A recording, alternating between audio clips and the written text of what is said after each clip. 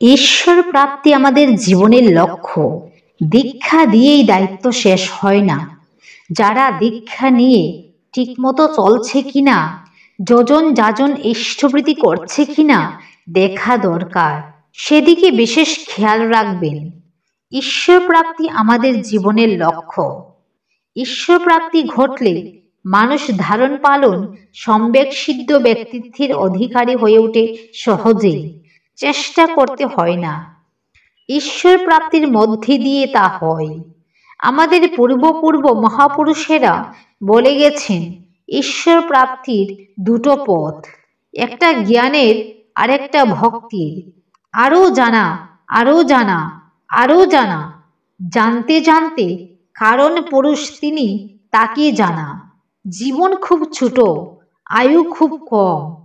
যত চেষ্টাই করি ওই সমুদ্র পার হওয়া খুব কঠিন। শঙ্করাচার্যের মতো বিশেষ প্রতিভা না থাকলে হয় না। আবার বিদ্যা সবসময় গুরুমুখী। গুরুর কাছ থেকে বিদ্যা পেতে হলে ভক্তির দরকার। যে ভক্ত সে সহজভাবে ভালোবেসে সেবায় তপশ্চর্যায় নিজের ইষ্ট দেবতাকে তুষ্ট করে ঈশ্বর বোধ লাভ করে, ঈশ্বর দর্শন করে পরম জ্ঞানের অধিকারী হয়ে ওঠে। ঠাকুর যেভাবে চলতে বলেছেন নিজে সেভাবে চলেন আর সবাইকে চালান। এই চলতে চলতে পৃথিবী একদিন স্বর্গ হয়ে উঠবে।